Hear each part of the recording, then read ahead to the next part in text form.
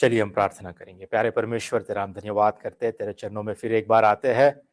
और पिता, आज के दिन तेरे वचन की रोटी खाने के लिए हम सब तैयार हैं। मैं भी तैयार हूं पिता। आज हमारे बीच जिस जिस भाई बहन को तूने इकट्ठा किया है, हम सभी तैयार हैं। हमसे बातें कर, हमें तृप्त कर पिता परमेश्वर। हमारे हृदय को परमेश्वर तेरे वचन की रोटी के द्वारा बल दे दे। सुनने के कान, ग्रहण करने वाला मन हमें दे। और विनती करता हूं कि पिता, हर झूठी शिक्षा, हर झूठे प्रचारक उनसे हमें तो संभाल। पिता, विनती करते कि परखने का आत्मा हमें दे, बुद्धि और ज्ञान दे, ताकि पिता हम तेरे वचन की सच्चाई में आगे बढ़ पाए।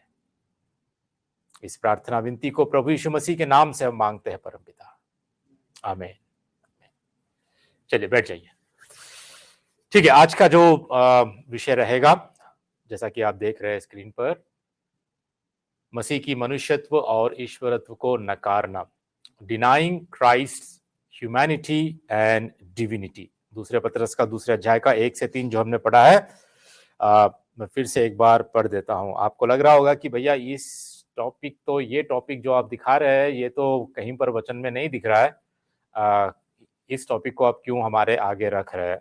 बताता हूं, आगे आगे चल के ध्यान से सुनिए, ठीक है। वचन ऐसा कहता है, दूसरे पत्रस का 2 अध्याय 2 1 से 3 पद, फिर भी जिस प्रकार उन लोगों में झूठे भविष्यद्वक्ता थे, उसी प्रकार तुम में भी झूठे उपदेशक होंगे, जो नाश करने वाले पाखंड का उद्घाटन छिप छिप कर करेंगे और उस प्रभु का जिसने उन्हें मोल लिया है इनकार करेंगे और अपने आप को शीघ्र विनाश में डाल देंगे। और बहुत सारे उनके समान लुचपन करेंगे, जिनके कारण सत्य के मार्ग की निंदा की जाएगी, और वे लोभ के लिए बातें गढ़कर तुम्हें अपने लाभ का कारण बताएंगे। और जो दंड की आज्ञा उन पर पहले से ही हो चुकी है, उसके आने में कुछ भी देर नहीं, और उनका विनाश ऊंघता नहीं। ठीक है, देखिए पिछली बार हम लोगों ने जो पहला वचन था, पहला वचन का जो दूसरा भाग है, जहां पर ऐसा लिखा है, जो नाश करने वाले पाखंड का उद्घाटन छिप छिप कर करेंगे। ठीक है, इस बात को हमने पिछले हफ्ते देखा था, जैसा कि मैंने यहां पर आपको दिखाया था। जो नाश करने वाले पाखंड का उद्घाटन छिप छिप कर करेंगे, मतलब इसका मतलब क्या है, मैंने आपको समझाया था। एक बार फिर से आपको बता देता हूं ताकि आपको ठीक ठीक समझ में आए। इसका मतलब होता क्या है, जो नाश करने वाले पाखंड का उद्घाटन छिप छिप कर करेंगे। एक तो बात आपको सीधे सीधे समझ में आ जाती है कि यहाँ पर पत्रस ऐसा कहता है कि ये लोग जो झूठे प्रचारक है, झूठे उपदेशक है, ये छिप छिप कर हमारे ही बीच रहेंगे। ये बाहर वालों की बात नहीं कर रहा है यहाँ पर, है ना। कलीसिया के बीच में ही छिप छिप कर ऐसे झूठे उपदेशक खड़े हो जाएंगे, जो झूठी शिक्षाओं को लेकर आएंगे। ठीक है, और ये नाश करने वाले पाखंड का उद्घाटन करेंगे। ठीक है, अक्सर सबसे बड़ा खतरा या सबसे बड़ा नुकसान पता है कब होता है? जब बाहर वाला आकर कुछ नुकसान करता है तब नहीं, लेकिन जो अंदर रहता है ना, जो हमारे बीच में ही रहता है, जो हमारे बीच में ही चलता फिरता है, उठता बैठता है, हमसे बातें करता है, इनमें से ही, हमारे ही बीच से, हमारे ही अंदर से जब कोई ऐसा झूठा उपदेशक खड़ा हो जाता है ना, उसको पहचानने में बहुत समय लग जाता है, या उनको परखने में हम कभी, हो सकता है कि हम चूक सकते हैं। तो इसीलिए हमें सावधान रहना चाहिए। और यहां पर जो बात लिखी हुई कि जो नाश करने वाले पाखंड का उद्घाटन, ठीक है, इसका मतलब जो पिछली बार मैंने बताया था वो है विनाशकारी या घातक विधर्मी शिक्षाओं को गुप्त रीति से वे लेकर आएंगे। ठीक है, इसको इंग्लिश में हम कहते हैं हेरेसिस। विनाशकारी या घातक विधर्मी शिक्षाएं। ठीक है, समझ में आ रही ना बात आपको? पिछले हफ्ते हम लोगों ने एक बात को हमने देखा था पिछले हफ्ते, ठीक है, पिछले हफ्ते इस विनाशकारी, घातक, विधर्मी शिक्षा, एक ऐसी शिक्षा को हमने देखा था, वो जो बहुत ही महत्वपूर्ण बात थी, जो हमने पिछले बार अध्ययन किया था। और याद है आपको वो क्या है? समृद्धि का सुसमाचार, प्रॉस्पेरिटी गॉस्पेल, है ना? समृद्धि का सुसमाचार, जिसको हम देखे थे कि मुख्य रूप से ये सुसमाचार, ये समृद्धि के सुसमाचार क्या प्रचार करते हैं, इसकी शिक्षा में हम क्या पाते हैं, ठीक है। तो मैंने कुछ बातों को आपके आगे रखी थी पिछले हफ्ते, तो आज भी आपको थोड़ा सा मैं रिमाइंड कर देता हूं, रिकैप कर देता हूं, ताकि आपको इन बातों को फिर से आप स्मरण कर पाए, ठीक है। प्रॉस्पेरिटी गॉस्पेल या समृद्धि सुसमाचार, ये स्वास्थ्य और संपत्ति का सुसमाचार इसको हम कहते हैं, हेल्थ एंड वेल्थ गॉस्पेल, ठीक है। स्वास्थ्य और संपत्ति का सुसमाचार, यह सुसमाचार ऐसा कहता है कि आर्थिक सफलता, शारीरिक स्वास्थ्य और व्यक्तिगत खुशहाली परमेश्वर की कृपा और आशीष के संकेत है, जिन्हें यीशु मसीह में विश्वास रखने के द्वारा प्राप्त किया जा सकता है, ठीक है। पैसा पैसा पैसा, धन दौलत संपत्ति, आर्थिक सफलता और हर बीमारी से चंगाई, हमेशा चंगाई, आर्थिक स्वास्थ्य, शारीरिक स्वास्थ्य और व्यक्तिगत खुशहाली हमेशा तुम्हारे लिए केवल और केवल सफलता ही सफलता। मतलब यीशु मसीह पर विश्वास करो, तुम्हारे लिए एक फूलों से भरा हुआ मार्ग आगे हो जाएगा, सारे कांटे निकल जाएंगे, सारे मार्ग तुम्हारे लिए ठीक हो जाएंगे और परमेश्वर की कृपा और आशीष तुम पर बनी रहेगी, ठीक है। ये यीशु मसीह में विश्वास रखने के द्वारा इसको प्राप्त किया जा सकता है। स्वास्थ्य और संपत्ति का सुसमाचार का मुख्य उद्देश्य यही होता है। और पिछली बार हमने देखा था कि समृद्धि का सुसमाचार सिखाता है कि विश्वासियों के लिए यह परमेश्वर की इच्छा है कि वे आर्थिक रूप से समृद्ध हो, ठीक है। वचन को मैंने आपके आगे रखा था और वचन इस समृद्धि के सुसमाचार को किस रीति से खंडन करता है, ठीक है, डिनाई करता है, रिजेक्ट करता है, इसको नकारता है, हम लोगों ने वचन के माध्यम से, वचन के द्वारा हमने देखा था, ठीक है। वचन ऐसा कभी नहीं कहता है कि परमेश्वर की यह इच्छा है कि आप आर्थिक रूप से समृद्ध हो जाओ, पैसा या धन या संपत्ति को परमेश्वर के नाम से कमाते रहो, परमेश्वर की सेविकाई को धन कमाने का एक जरिया बना लो,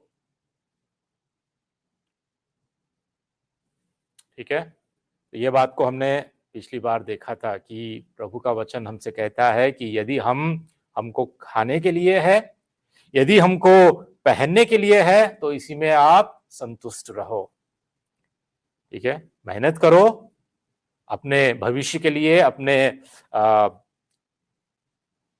परिवार का पालन पोषण करने के लिए, अपनी जिम्मेदारियों को पूरा करने के लिए जरूर धन को कमाओ ताकि दूसरों पर बोझ ना हो, ठीक है। लेकिन वचन कभी ऐसा नहीं कहता है कि आपको केवल और केवल परमेश्वर पर इसीलिए विश्वास करना चाहिए कि आप धन कमाओ, कि आप आर्थिक रूप से समृद्ध हो जाओ। दूसरी बात, समृद्धि का सुसमाचार, स्वास्थ्य और संपत्ति का सुसमाचार हमें यह सिखाता है कि शारीरिक स्वास्थ्य और चंगाई को विश्वासियों के साथ परमेश्वर की वाचा के भाग के रूप में महत्व दिया जाता है। बीमारी को अक्सर विश्वास की कमी या परमेश्वर के वादों का दावा करने में विफलता के रूप में देखा जाता है। अगर आप आज के दिन बीमार हो तो समृद्धि का सुसमाचार ये कहता है, ये स्वास्थ्य और संपत्ति का सुसमाचार ये कहता है कि ये आपके विश्वास की कमी है। आप में विश्वास नहीं है, इसलिए आप बीमार हो। आप परमेश्वर के वादों पर आप भरोसा नहीं करते हो, इसलिए आप बीमार हो। क्यों? क्योंकि परमेश्वर वादा ये करता है कि हमेशा हर वक्त आपको वो जरूर 100 के 100% आपको वो ठीक करेगा। वचन हमको ऐसा नहीं सिखाता है, हमने पिछली बार देखा है। ठीक है, हमें चंगाई मिलती है, आज भी परमेश्वर हमको चंगाई देता है, जरूर देता है, लेकिन उसकी इच्छा के अनुसार वो हमको चंगा करता है। पिछली बार हमने देखा है कि वचन के अनुसार परमेश्वर हमको अपने इच्छा के अनुसार अपने वक्त में हमको चंगाई आज भी देता है। वो चिन्ह और चमत्कार आज भी करता है। हम उस पर विश्वास करते हैं और ये भी हम प्रार्थना करते हैं कि परमेश्वर तो अपना चमत्कार कर, अपने चिन्हों को तो दिखा और चंगाई दे। हम प्रार्थना करते हैं, बिल्कुल हमारा विश्वास है, विश्वास के साथ हम प्रार्थना करते हैं, परंतु हम ये भी विश्वास करते हैं कि परमेश्वर ने कभी भी अपने वचन में ऐसा वादा नहीं किया कि हमेशा इस पृथ्वी के जीवन पर जब भी हम यहां पर जी रहे हैं, हमेशा हर वक्त हर बीमारी से आपको संपूर्ण रीति से वो चंगा करेगा। ठीक है, कई बार हमें बीमारियों को झेलना पड़ेगा, दुख और दर्द हमें उठाना पड़ेगा। हमें कई बार परमेश्वर उसकी ताड़ना में, कई बार परमेश्वर हमको अनुशासन में रखने के लिए कई दुखों को हमारे जीवन में लेकर आता है वो। ठीक है, इसलिए हम जानते हैं कि एक दिन आएगा जब हम जरूर अनंत काल के लिए पूरी तरह हम चंगे हो जाएंगे, और वो है जब हम परमेश्वर के राज्य में रहेंगे, जब हमको महिमा का शरीर मिलेगा। वहां पर कोई दुख नहीं, कोई दर्द नहीं, कोई बीमारी नहीं और मृत्यु तक भी नहीं। और एक दिन हम प्रभु यीशु मसीह के कोड़े खाने से, प्रभु यीशु मसीह के मार खाने से, जो पाप के कारण, पाप की बीमारी के कारण जो संक्रामित हुआ है हमारे शरीर में भी, जो आज बीमारी आ रही है, वो सबको पूरी तरह चंगा कर देगा, पूरी तरह चंगा कर देगा। ठीक है, यह महत्वपूर्ण बात है जो पिछली बार हमने देखा। तीसरी बात, सफलता और विजय। क्या कहता है ये समृद्धि का सुसमाचार? यह सिद्धांत सकारात्मक और विजयी मानसिकता को बढ़ावा देता है कि आपको हमेशा पॉजिटिव कन्फेशन करना ही चाहिए। ठीक है, तथा विश्वासियों को जीवन के सभी क्षेत्रों में सफलता की उम्मीद करने के लिए प्रोत्साहित करता है। तो इसमें यहां पर एक खतरा यह है कि हमें कभी भी, आज हम किस दशा में जी रहे हैं, आज हमारी वास्तविकता क्या है, किस दशा में हम परमेश्वर के क्रोध के नीचे, परमेश्वर के क्रोध के अधीन हैं, हम किस पापी दशा में हम जीवन जी रहे हैं, और हमें अपने पाप से पश्चाताप करके मन फिराने की आवश्यकता है। इस बात को ये सुसमाचार समझाता नहीं है, बल्कि हमेशा ये सिद्धांत सकारात्मक और विजयी मानसिकता को ये बढ़ावा देता है। जैसे आजकल कई मोटिवेशनल स्पीकर्स होते हैं, है ना, यूट्यूब पे भरे पड़े हुए, आप देख सकते हैं कि वो क्या कहते हैं, हमेशा पॉजिटिव कहो। अच्छी बात है, पॉजिटिव आपको रहना चाहिए, लेकिन आपको ये भी तो देखना है कि आप किस दशा में आप अपना जीवन जी रहे हो, आपकी आत्मिक स्थिति कैसी है। वचन कहता है कि सबने पाप किया है। और ये मोटिवेशनल स्पीकर्स क्या कहते हैं, आजकल कई प्रचारक बाइबल के प्रचारक कम, लेकिन मोटिवेशनल स्पीकर ज्यादा हो चुके हैं। पाप का खंडन नहीं करते, जब किसी व्यक्ति के जीवन में पाप दिखता है तो उसका खंडन नहीं करते, उसको आपके आगे रख कर दिखाते नहीं है, वचन को जैसा है वैसा समझाते नहीं है। वो उनका कहने का मतलब ये है कि बेसिकली हम सब लोग अच्छे हैं, हम में कहीं ना कहीं हमारा हृदय अच्छा ही है, fundamentally we are all good. वचन ऐसा नहीं कहता है।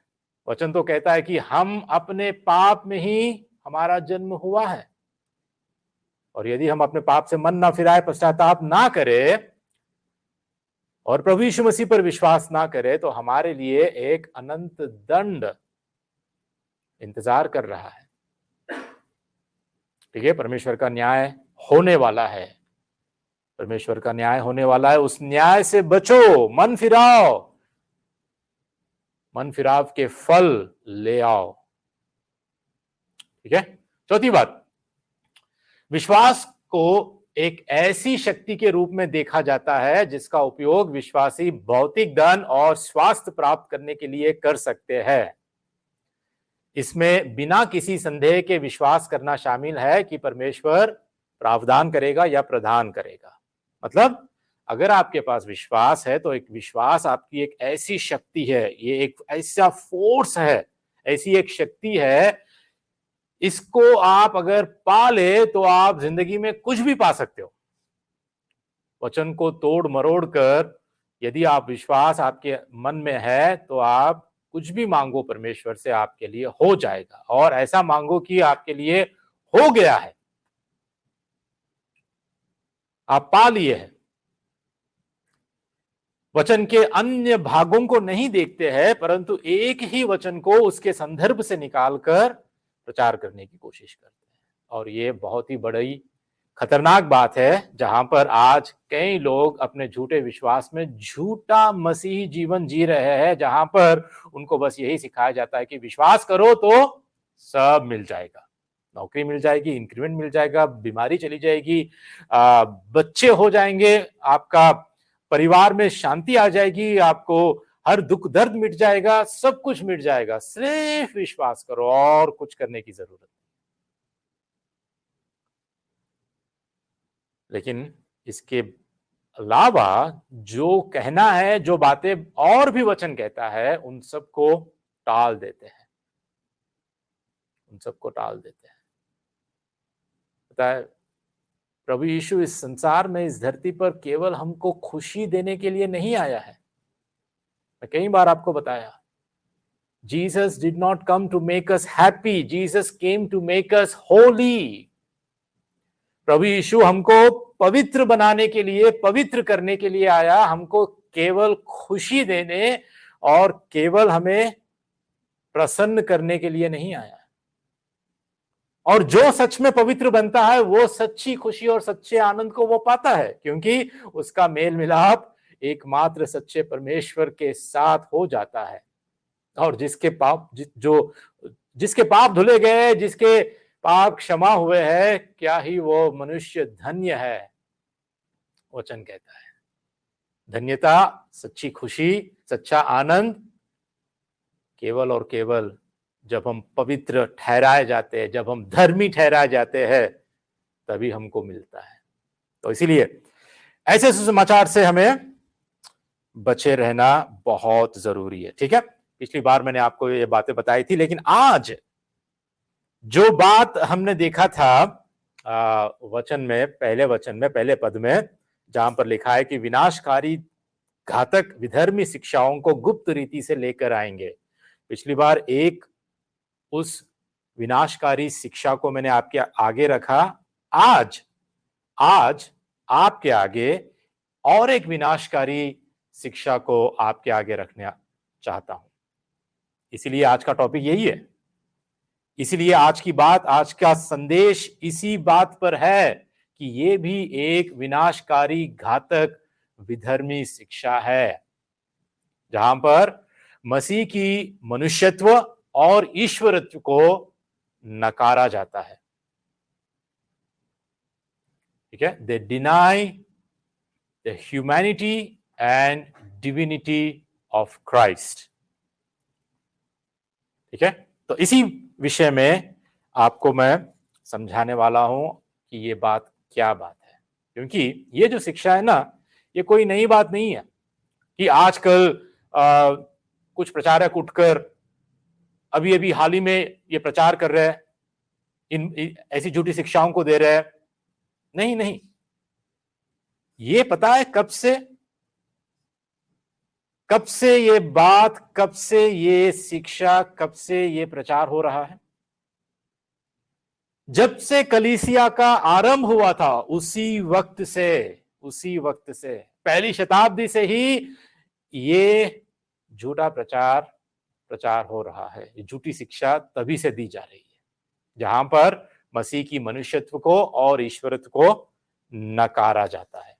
ठीक है, तो इसमें क्या क्या है, ये शिक्षा क्या है, इसको कैसे लोग झूठी शिक्षा को प्रचार करते हैं, कुछ बातों को मैं आपके आगे रखना चाहता हूं। ठीक है, सबसे पहले हम देखते हैं मसीह की मनुष्यत्व को नकारना। ठीक है,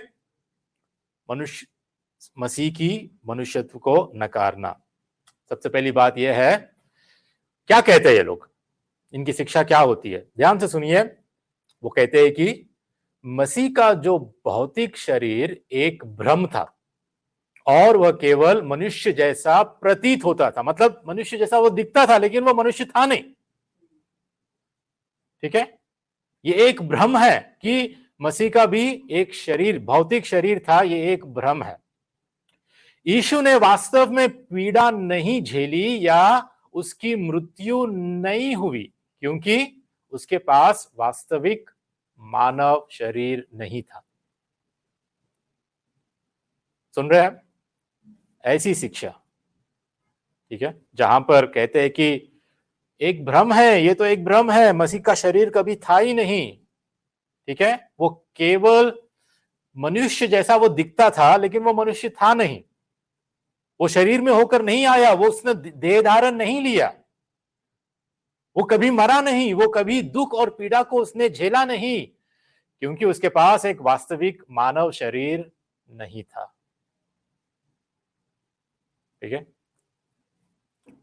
वचन ऐसा कहता है, पहले यूहन्ना के 4:2 और 3, वचन ऐसा कहता है कि परमेश्वर का आत्मा तुम इसी रीति से पहचान सकते हो कि जो कोई आत्मा मान लेती है कि यीशु मसीह शरीर में होकर आया है वह परमेश्वर की ओर से है ना। बात साफ साफ है, वचन हमको साफ साफ समझाता है कि परमेश्वर का आत्मा यदि हम में है, परमेश्वर का आत्मा यदि किसी में भी है, तो वो उसकी पहचान कैसी होगी कि वो आत्मा मान लेती है या वो व्यक्ति मान लेता है, क्या मान लेता है कि यीशु मसीह शरीर में होकर आया है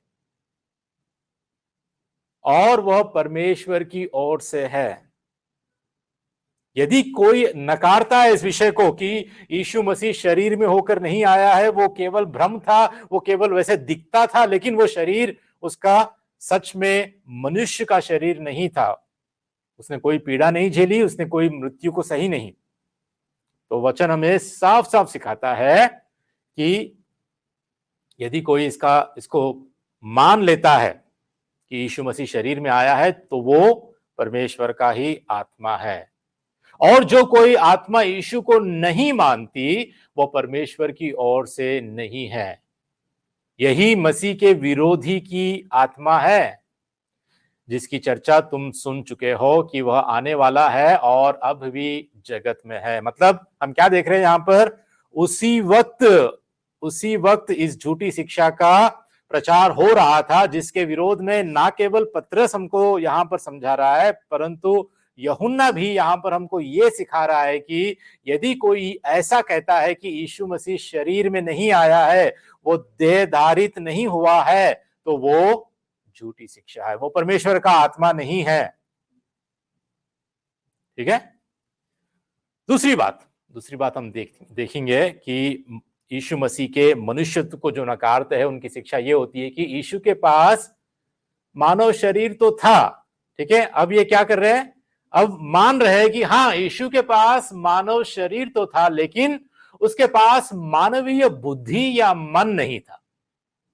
मतलब मनुष्य का जो स्वभाव होता है, वो मनुष्य की जो बुद्धि और ज्ञान होता है, जो मन होता है ना, वो नहीं था। इसके बजाय क्या था, उसका जो मानवीय मन की जगह ईश्वरत्व ने ले लिया।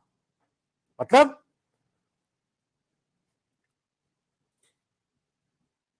उसके पास जब वो पैदा हुआ शरीर तो था, है ना, लेकिन उसके पास मानवीय बुद्धि या मतलब तर्क संगत करने वाली या सोच और विचार करने वाली जो मनुष्य को साधारण रूप से होता है मनुष्य के पास, ऐसे मानवीय बुद्धि या मन यीशु के पास नहीं था। क्यों? क्योंकि उनका मानना यह होता है कि उसकी बुद्धि और ज्ञान जो मनुष्य स्वभाव से उसके पास थी, ये पूरी रीति से ईश्वरत्व ने ले ली है। मतलब उसके जो परमेश्वर होने के जो गुण थे, परमेश्वर होने की जो बुद्धि और ज्ञान थी, वो पूरी रीति से मानवीय बुद्धि को निकालकर अब केवल उसके पास क्या रह गया है? केवल ईश्वरीय बुद्धि, ईश्वरीय मन, सारे जो ईश्वर के गुण थे वो सब कुछ अब यीशु मसीह में है। बात समझ में आ रही है आपको? ठीक है, आपको थोड़ा और भी मैं समझाने के लिए मैं आगे और कुछ बताता हूं, लेकिन सबसे पहले हम देखेंगे जो वचन कहता है। ठीक है, वचन सॉरी, यहां पर 1 यूहन्ना का फिर से यही आ गया है। मैंने इस वचन को यहां पर रखा नहीं है। एक वचन जो इब्रानी का 2 का 17 और 18 वचन ऐसा कहता है कि इस कारण उसको चाहिए था कि सब बातों में अपने भाइयों के समान बने, जिससे वह उन बातों में जो परमेश्वर से संबंध रखती है एक दयालु और विश्वास योग्य महायाजक बने, ताकि लोगों के पापों के लिए प्रायश्चित करे। क्योंकि जब उसने परीक्षा की दशा में दुख उठाया तो वह उनकी भी सहायता कर सकता है जिनकी परीक्षा होती है। तो वचन यहां पर इब्रानियों के 2 का 17 से 18, माफ कीजिए यहां पर मैं वो वचन रखना भूल गया, मतलब थोड़ा सा मुझे कंफ्यूज हो गया यहां पर। लेकिन इब्रानी के 2 का 17 से 18 में, ठीक है, यहां पर साफ साफ हमको वचन कहता है कि इस कारण यीशु को चाहिए था कि सब बातों में अपने भाइयों के समान बने, जिससे वह उन बातों में जो परमेश्वर से संबंधित रखती है एक दयालु और विश्वास योग्य महायाजक बने। ठीक है, तो यहां पर हम देख पाते हैं कि यीशु मसीह के पास एक मनुष्य जैसा साधारण तर्क वितर्क करने का मन, सोच और विचार करने की बुद्धि और ज्ञान साधारण मनुष्य की तरह उसके पास था। और ये जरूरी क्यों है? क्योंकि वो सब बातों में अपने भाइयों के समान वो बने।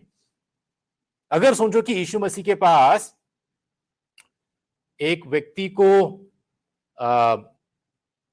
के दुख को समझने, एक व्यक्ति के दुख को महसूस करने की क्षमता नहीं होती, मनुष्य के जैसे, जैसे अगर आपको तकलीफ होती है तो मुझे भी कहीं ना कहीं दर्द होता है ना? किसी दूसरे व्यक्ति को अगर तकलीफ होती है तो वो भी कहीं ना कहीं दुखित होता है। ऐसा गुण साधारण रूप से हर मनुष्य में होता है, क्योंकि हम ऐसा बनाए गए हैं, हमारी सृष्टि ऐसी हुई है। सोचिए कि अगर यीशु मसीह में ऐसा नहीं होता तो वचन कहता है कि वो हमारी सहायता कर नहीं सकता। ठीक है, वचन कहता है क्योंकि जब उसने परीक्षा की दशा में दुख उठाया है तो वह उनकी भी सहायता कर सकता है जिनकी परीक्षा होती है। आज जब हमारी परीक्षा होती है तो वो हमारी सहायता कर सकता है। क्यों? क्योंकि उसने दुख उठाया है, हमारे जैसे ही उसने दुख उठाया है। क्योंकि जब उसकी सृष्टि की गई थी, जब परमेश्वर ने आदम और हव्वा को बनाया, उत्पत्ति के पहले अध्याय में हम देखते हैं कि वहां पर एक ऐसी बात लिखी हुई है, याद है आपको? वहां पर लिखा गया है कि मनुष्य को परमेश्वर ने अपने ही स्वरूप में, अपनी ही समानता में बनाया है ना? अपने ही स्वरूप में, क्या मतलब है इसका? जैसा परमेश्वर होता है वैसा ही हमको भी परमेश्वर ने बनाया है, अपने ही स्वरूप में, in the image of God. मतलब जैसा परमेश्वर के 2 हाथ है, आज हमारे हाथ है, जो पैर है हमारे भी दो पैर है, जो दो आंख है हमारे भी दो आंख है, एक नाक, दो कान, एक जबान, दो पैर, दो हाथ। क्या इस बात को वहां पर उत्पत्ति के किताब में ये बात कही गई है? हम जानते हैं कि परमेश्वर क्या है? आत्मा है ना? आत्मा का कोई आकार नहीं होता है, आत्मा निराकार है। जब आत्मा का कोई आकार ही नहीं है तो वचन जब कहता है कि परमेश्वर ने अपने स्वरूप में हमको बनाया, तो क्या इसका मतलब यह है कि परमेश्वर के दो हाथ है, दो पैर है, वो दो आंखों से देखता है, इसलिए वो जैसा है वैसा आज हमको भी उसने बनाया? नहीं, नहीं, इसका मतलब ये नहीं है। हमको परमेश्वर के स्वरूप में बनाया गया, मतलब इसका मतलब यह होता है, ध्यान से सुनिए, कि हम परमेश्वर जैसे सोच विचार रखने वाले प्राणी है। मतलब हम तर्क संगत प्राणी है, वी आर रेशनल बीइंग्स। ठीक है, हम लॉजिकली हम सोच सकते हैं। लॉजिक तो आपको पता होगा ना, 2 और 2 कितना होते हैं? 2 + 2 4, है ना? ऐसा लॉजिक परमेश्वर ने हमको दिया है। रेशनल बीइंग्स, हम तर्क वितर्क करने, तर्क संगत करने वाले प्राणी हैं। दूसरी बात, हम बौद्धिक प्राणी हैं, मतलब हमारे अंदर इंटेलिजेंस है। हमको इंटेलिजेंट बनाया परमेश्वर ने। सारे जानवरों से मनुष्य को सबसे अधिक परमेश्वर ने बौद्धिक प्राणी की तरह, इंटेलिजेंट प्राणी की तरह हमको बनाया है। इसलिए आज क्यों सारी धरती पर हम राज्य क्यों कर रहे हैं? सारी धरती पर केवल और केवल मनुष्य जाति में मनुष्य ही केवल अधिकार क्यों कर रहा है? जंतु क्यों नहीं कर रही है? पक्षी क्यों नहीं कर रहे? मछली क्यों नहीं कर रही है? या पेड़ पौधे क्यों नहीं कर रहे? या सूर्य चंद्र ग्रह क्यों नहीं कर रहे? क्योंकि परमेश्वर के स्वरूप में केवल और केवल मनुष्य को ही बनाया गया है। वी आर इंटेलिजेंट बीइंग्स, हमें बौद्धिक प्राणी की तरह बनाया है। तीसरी बात, हम संबंध परक प्राणी है, वी आर रिलेशनल बीइंग्स, मतलब हम एक दूसरे से संबंध रख सकते हैं। हम परमेश्वर के साथ भी संबंध रख सकते हैं। संसार में ऐसा कोई प्राणी नहीं है जो परमेश्वर के साथ और मनुष्यों के साथ जैसा हम मनुष्य संबंध रखता है वैसा संबंध रखे। हम संबंध परक प्राणी हैं। चौथी बात, हम रचनात्मक प्राणी हैं, वी आर क्रिएटिव बीइंग्स। हमारे अंदर उस रचनात्मक क्षमता है, परमेश्वर ने हमको दी है कि हम कुछ क्रिएट कर पाए, हम किसी की अगर रचना करें। आज देखिए जो इनोवेशंस हुए हैं, जो आज तक मनुष्य ने बनाया है, क्यों? क्योंकि उसमें रचनात्मक क्षमता है, ही कैन क्रिएट। क्या किसी जानवर ने आज इस टेबल को बनाया? क्या किसी पेड़ पौधे ने इस माइक्रोफोन को बनाया? आपके मोबाइल को किसने बनाया? मनुष्य को परमेश्वर ने रचनात्मक बुद्धि और ज्ञान दी, क्योंकि he is created as a creative being. ठीक है, और अंत में हम नैतिक प्राणी भी हैं। नैतिकता क्या है? हमको परमेश्वर ने बताया है, ऐसा हमें बनाया है कि नैतिकता को हम पहचान पाए। We are moral beings, we are moral beings. तो इसीलिए वचन कहता है कि हम परमेश्वर के स्वरूप में हमें बनाया गया है।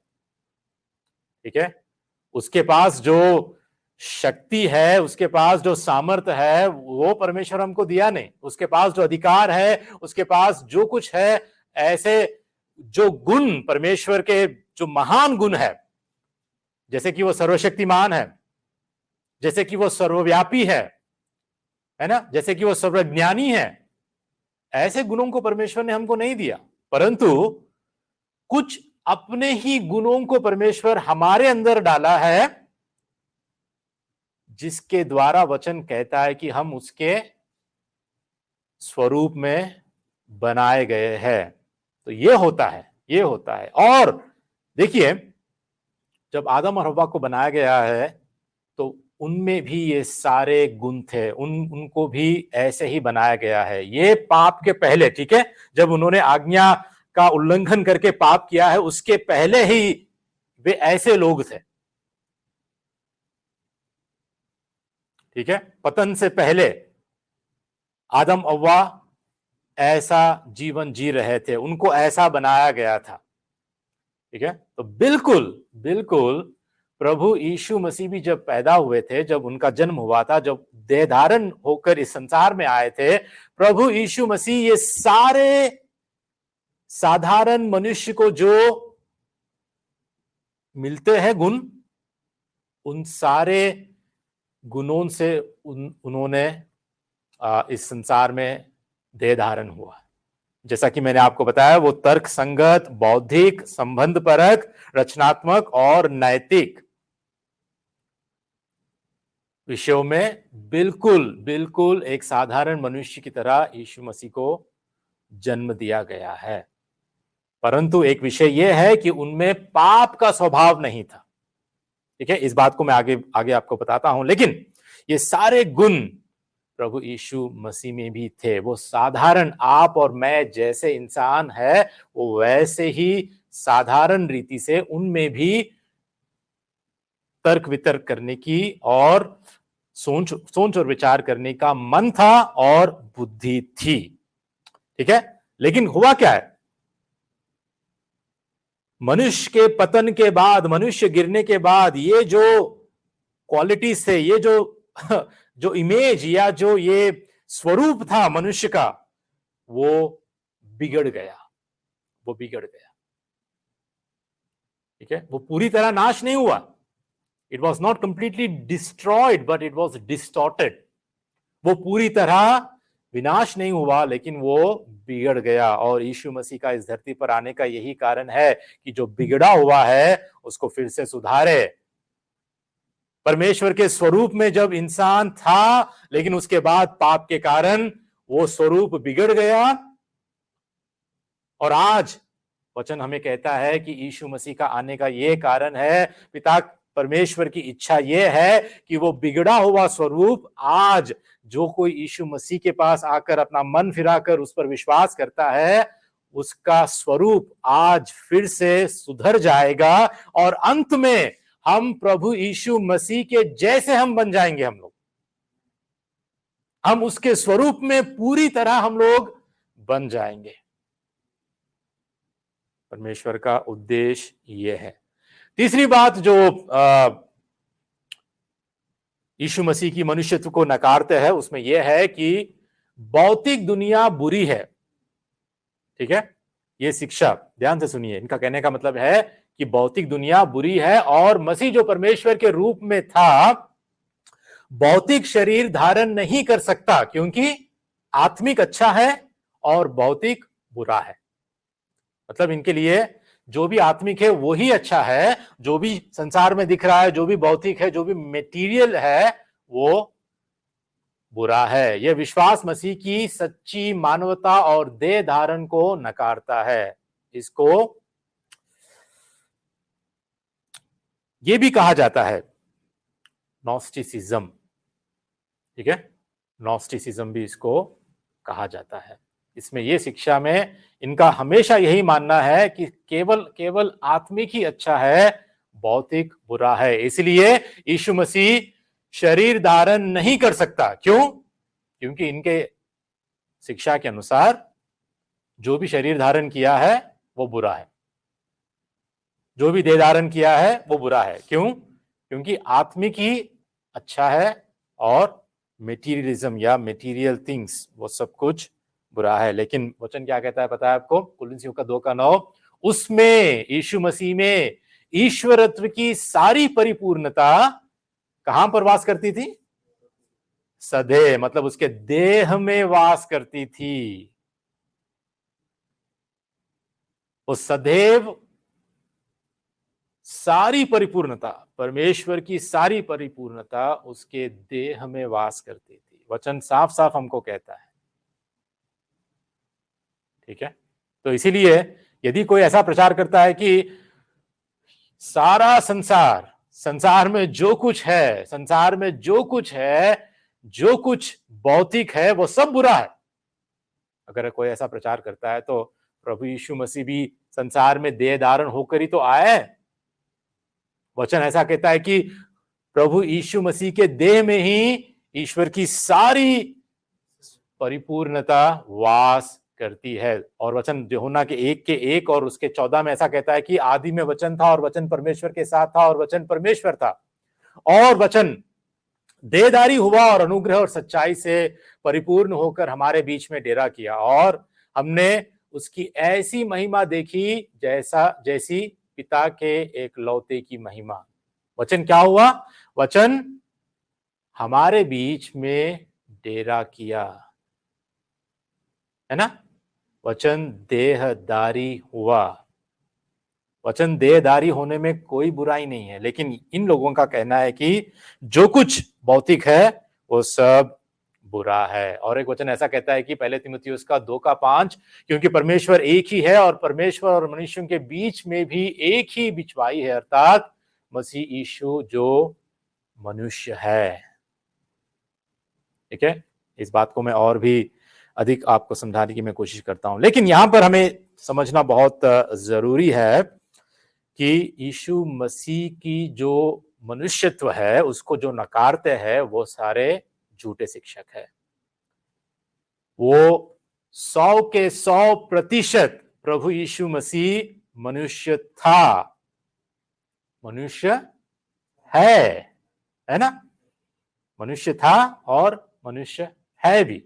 इस बात को मैं आगे समझाऊंगा, लेकिन मुख्य बात यह है, एक छोटा सा उदाहरण मैं आपको देना चाहता हूं इस बात को समझने के लिए कि क्यों जरूरी था कि यीशु मसीह को 100%, 100 के 100% संपूर्ण रीति से वास्तविक में मनुष्य बनना पड़ा, देह धारण लेना पड़ा। क्यों? देखिए यहां पर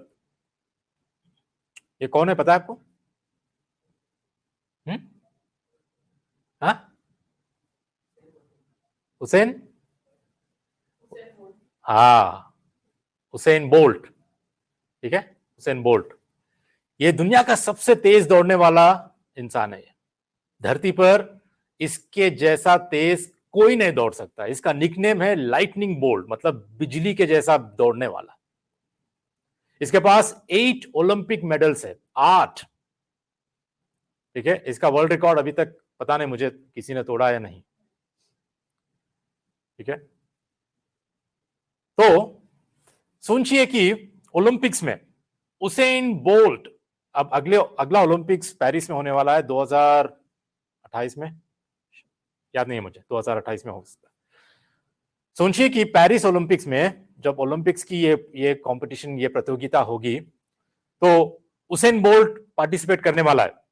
उसेन बोल्ट जमैका से है, ठीक है, अपने खुद के कंट्री से। और सोचिए कि भारत से भी कोई पार्टिसिपेट करने के लिए, उसेन बोल्ट को टक्कर देने के लिए, उसेन बोल्ट को हराने के लिए, अगर हमारी भारत की सरकार उसेन बोल्ट के साथ इस प्रतियोगिता में उसेन बोल्ट को हराने के लिए इसको भेजती है,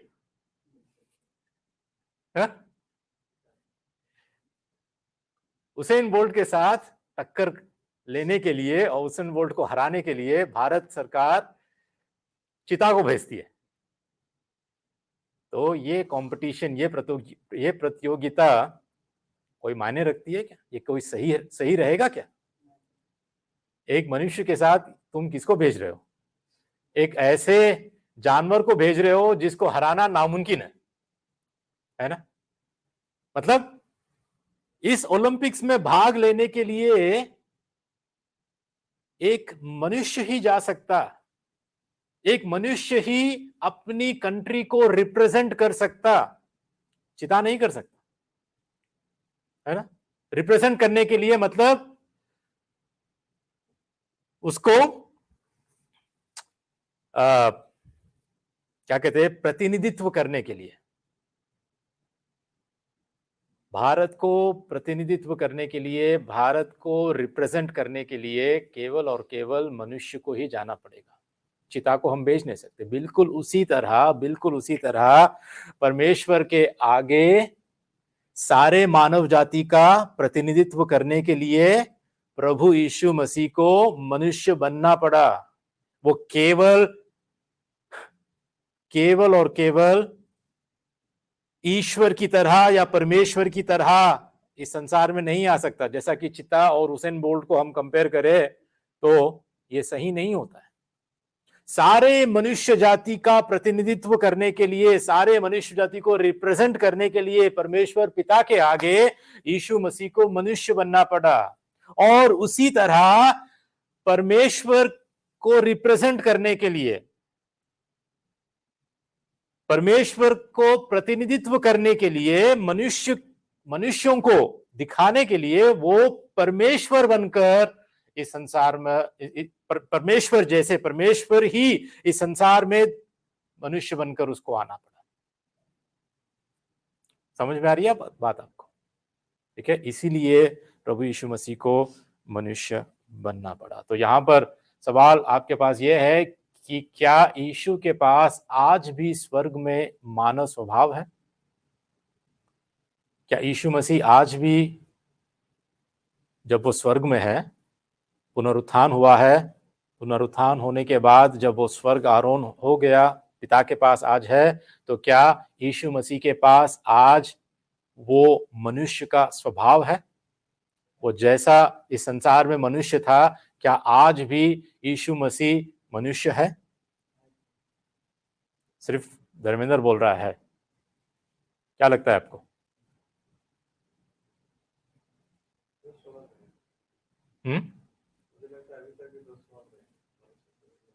हाँ, अभी तक भी वो स्वभाव है, अभी तक भी मनुष्य का स्वभाव है। बिल्कुल बिल्कुल। आपको सुनकर थोड़ा सा अजीब लगेगा कि क्या परमेश्वर, जिसको हम यीशु मसीह ईश्वर परमेश्वर कहते हैं, क्या उसके पास अभी भी मनुष्य का स्वभाव है? बिल्कुल है, बिल्कुल है। वचन हमको ये सिखाता है, वचन हमको ये शिक्षा देता है। देखिए पहले तीमुथियुस का 2:5 जो अभी तक हमने पढ़ा है, क्या क्या लिखा है? क्योंकि परमेश्वर एक ही है और परमेश्वर और मनुष्यों के बीच में भी एक ही बिचवाई है, हमारे और परमेश्वर के बीच कौन है? एक ही बिचवाई है जो यीशु मसीह है, अर्थात मसीह यीशु जो क्या लिखा है? मनुष्य है। वचन नहीं कहता है कि मनुष्य था, है ना? मनुष्य है। आज भी वह 100% जो मनुष्य के स्वभाव को उसने धारण किया था। देखिए यीशु मसीह के जन्म के पहले यीशु मसीह के पास शरीर था क्या? नहीं था। क्यों? परमेश्वर आत्मा है। वचन कहता है साफ साफ परमेश्वर आत्मा है, मतलब यीशु मसीह भी आत्मा ही था ना। पिता पुत्र और पवित्र आत्मा तीनों भी आत्मा ही। यीशु मसीह के देह धारण होने से पहले वो आत्मा ही, लेकिन यीशु मसीह जब देह धारण हुआ तो परमेश्वर इस मनुष्य के जैसे शरीर को धारण कर लिया और उसके बाद मनुष्य का स्वभाव उसको ऐड हो गया। ठीक है, मनुष्य के स्वभाव को उसने ले लिया और जब वो मर गया, गाड़ा गया, तीसरे दिन मुर्दों में से जी उठा, जब उसका पुनरुत्थान हुआ तो वो किस शरीर से जी उठा? कैसे शरीर से जी उठा? जैसा उसका शरीर पहला था वैसा ही शरीर से, वैसे ही शरीर से। वचन ऐसा ही कहता है हमको। क्या उसके शरीर में कोई, सिंह भाई कुछ बोल रहे थे? महिमा के शरीर से, एग्जैक्टली वैसे ही नहीं था। पुनरुत्थान से पहले जब वो मर गया था, वो शरीर और पुनरुत्थान के बाद जो शरीर, जो जीवित शरीर हुआ है, वो महिमा का शरीर था और आज भी वही महिमा का शरीर है। उसी मनुष्य के स्वभाव में ही आज शरीर बदल गया, लेकिन मनुष्य का वो स्वभाव आज भी मसीह यीशु के पास वैसा ही है। मतलब सोचिए एक बार, जो आत्मा था, प्रभु यीशु मसीह जो आत्मा था, वो हमेशा हमेशा के लिए इस धरती पर जब वो आया तो हमेशा हमेशा के लिए उसने देह धारण ले लिया। आज मसीह मनुष्य है, आज मसीह ईश्वर भी है, आज मसीह संपूर्ण रीति से, ठीक है, मनुष्य भी है और ईश्वर भी है, मनुष्य का स्वभाव भी उसके पास है, ठीक है। और एक महत्वपूर्ण प्रश्न जो मैंने अभी तक आपको पूछा था, जब यीशु का जन्म हुआ तो क्या वह अन्य सभी मनुष्यों की तरह पापी स्वभाव का था? ठीक है, ये तो हम साफ साफ हम इसको नकार सकते हैं, है ना। उसके पास पापी स्वभाव नहीं था। अगर होता था तो क्या वो हमारे लिए बलिदान हो पाता? हमारे और उसमें कोई फर्क नहीं होता, है ना।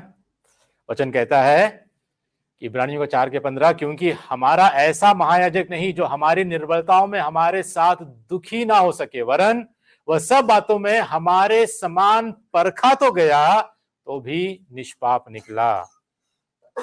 ठीक है, पाप का स्वभाव यीशु मसीह में नहीं था, इसका मतलब ये नहीं कि वो परखा नहीं गया। जैसा आज आपको और मुझको प्रलोभन, परीक्षाएं हमारे जीवन में आते हैं, बिल्कुल उसी तरह यीशु मसीह भी परखा गया, यीशु मसीह की भी परीक्षा हुई। पाप का स्वभाव नहीं रहने पर भी आज हमारे पास पाप का स्वभाव है, लेकिन यीशु मसीह के पास कोई पाप का स्वभाव नहीं था, फिर भी वो परखा गया, हमारे जैसे ही, फिर भी वो परखा गया और वो निष्पाप निकला, उसके पास कोई पाप नहीं थी। यदि यीशु मसीह के पास अगर पाप होता तो वो एक सिद्ध बलिदान के रूप में अपने आप को अर्पित कभी नहीं कर पाता, कभी भी हमारे पाप धुले नहीं जाते, ठीक है। और एक वचन कहता है पहले यूहन्ना का 3:5, और तुम जानते हो कि यीशु मसीह इसलिए प्रकट हुआ कि पापों को हर ले जाए और उसमें कोई पाप नहीं, उसमें कोई पाप नहीं था, कोई पाप नहीं था, ठीक है। अब हम देखते हैं कि मसीह की ईश्वरत्व को नकारना। अभी तक हम क्या देखे थे? मसीह की मनुष्यत्व को नकारना, मतलब यीशु मसीह मनुष्य बनकर नहीं आया, वो सिर्फ ईश्वर ही था, लोग कहते थे, झूठी शिक्षक। लेकिन अब हम देखेंगे, थोड़ी बातें कहकर मैं समाप्त करने वाला हूं, अब हम देखेंगे कि मनुष्य की ईश्वरत्व को जो नकारते हैं, ये तो बहुत ही साधारण बात है, बहुत ही शिक्षाओं को आज हम देखते हैं, वो कहते हैं, नकारते हैं, वो कहते हैं कि यीशु मसीह परमेश्वर नहीं है ना। क्या क्या कहते हैं लोग, देखते हैं, ठीक है। सबसे पहली बात वो कहते हैं कि यीशु मसीह एक सृजित प्राणी था और पिता के साथ सहशाश्वत नहीं था, he was not co-eternal with God। पुत्र सृजित प्राणियों में सर्वोच्च था, लेकिन सार में, मतलब मूल प्रकृति या मौलिक गुण में परमेश्वर पिता के समान नहीं था। यह शिक्षा मसीह की सच्ची ईश्वरत्व को नकारती है, उसे पिता से कम महत्व का बनाती है और पूरी तरह से परमेश्वर नहीं बनाती। आपको यहोवा विटनेसेस पता है? आपको यहोवा के साक्षी, ठीक है, इनका जो पंथ है, इनका जो कल्ट है, उनका भी यही मानना होता है। उनका मानना होता है कि यीशु मसीह एक सृजित प्राणी है, मतलब पिता ने यीशु मसीह को बनाया, पिता ने यीशु मसीह की रचना की पहले, ठीक है। और ऐसे ऐसे वचन को वो लेकर आते हैं, जैसे कि कुलुसियों के पहले अध्याय में लिखा है, जहां पर लिखा है कि सारी सृष्टि में वो पहलौटा है। उस वचन को उन्होंने सही मायने में समझा नहीं। उस वचन का सही अनुवाद होता है, वहां पर क्यों लिखा गया है पहलौटा है, क्योंकि वहां पर सिर्फ और सिर्फ मसीह की श्रेष्ठता को बता रहे हैं। जैसा कि पहलौटा श्रेष्ठ होता है, सो सृष्टि में सर्वश्रेष्ठ वही है, श्रेष्ठता को बताने के लिए, to show the supremacy of Christ, उस वचन को वहां पर लिखा गया है। लेकिन ऐसे ऐसे कई वचनों को मिलाकर, देखकर इनका कहने का मतलब ये होता है कि मसीह एक सृजित प्राणी था, यीशु मसीह को बनाया गया है। यीशु मसीह अनंत काल से, पिता पुत्र परमेश्वर तीनों अनंत काल से पहले से ही, इनकी इनकी रचना किसी ने नहीं की, ये पहले से ही सह शाश्वत है।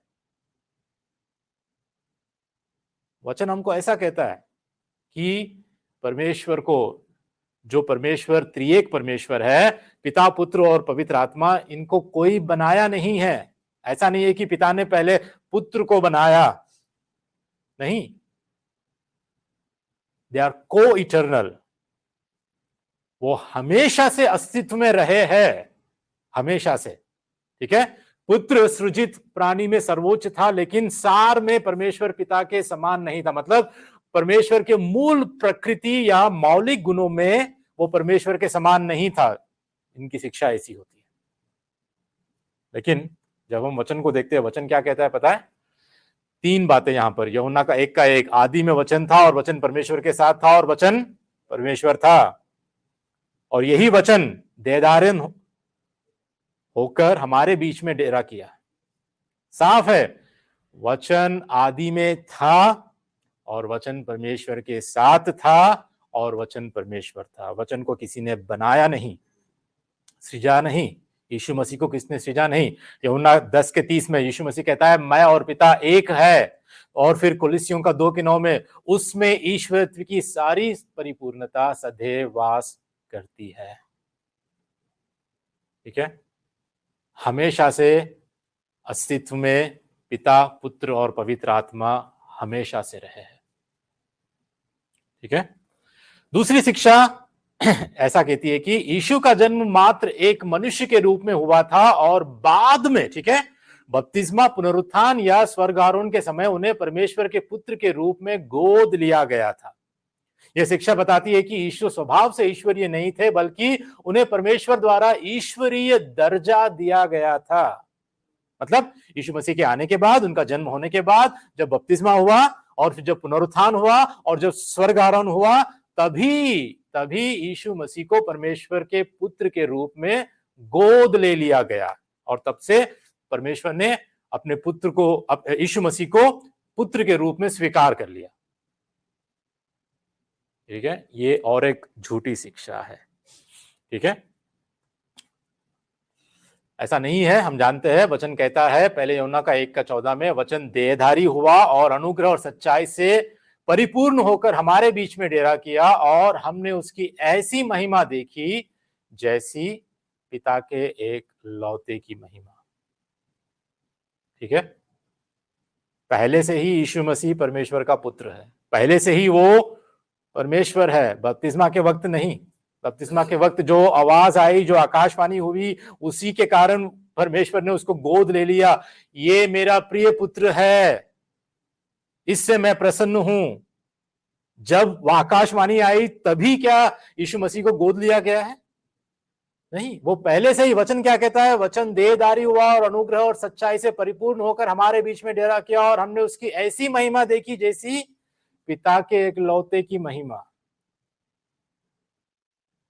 ठीक है, और एक वचन ऐसा कहता है कि फिलिपियों का 2 का 6 के साथ, जिसने परमेश्वर के स्वरूप में होकर भी परमेश्वर के तुल्य होने को अपने वश में रखने की वस्तु ना समझा। यीशु मसीह ने परमेश्वर के स्वरूप में होकर भी, वो खुद परमेश्वर के स्वरूप में होकर भी, उसने परमेश्वर के तुल्य होने को अपने वश में रखने की वस्तु ना समझा, वरन अपने आप को ऐसा शून्य कर दिया और दास का स्वरूप धारण किया और मनुष्य की समानता में हो गया। तो इसका साफ साफ हमको यहां पर नजर आ रहा है कि मनुष्य के स्वरूप में आने से पहले, दास का स्वरूप धारण करने से पहले ही यीशु मसीह परमेश्वर के स्वरूप में था। है ना? साफ साफ हमको बात समझ में आती है यहां पर। तीसरी और आखिरी बात, ठीक है, ये तो आपको पता ही होगा। लोग कई बार ऐसा कहते हैं कि यीशु एक महान पैगंबर या एक नबी, एक भविष्यद्वक्ता था या एक विशेष इंसान थे, लेकिन ईश्वरीय नहीं। यह विश्वास कुंवारी जन को नकारता है और मानता है कि यीशु एक साधारण व्यक्ति थे जिन्हें परमेश्वर ने उनकी धर्मनिष्ठा के कारण चुना था।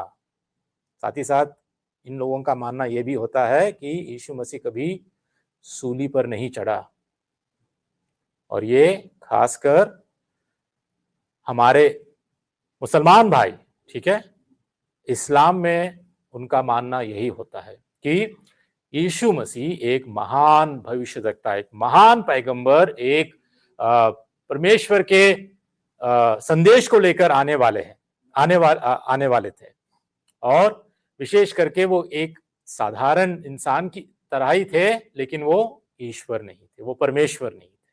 वो दावे के साथ पूछते कि कहां पर आपके बाइबल में हमको बताओ कि यीशु मसीह ने खुद कहा कि क्या मैं परमेश्वर हूं?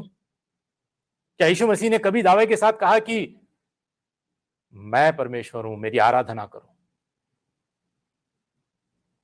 ठीक है, और सिर्फ एक बात हम उनको बता सकते हैं, ठीक है, वचन में जब वचन ऐसा कहता है यूहन्ना के 8वें अध्याय में, ठीक है, 58 उसका, यीशु ने उनसे कहा, मैं तुमसे सच सच कहता हूं कि पहले इसके कि अब्राहम उत्पन्न हुआ मैं हूं। ये नहीं कहा कि मैं था, है ना, मतलब अनंत काल से यीशु मसीह ये कह रहा है कि अब्राहम से पहले, अब्राहम उत्पन्न होने से पहले मैं हूं, मेरा अस्तित्व हमेशा से है। और अस्तित्व हमेशा से किसका रहता है? कोई पैगंबर का होता है क्या? नहीं होता है। किसी इंसान का हो सकता है क्या? नहीं।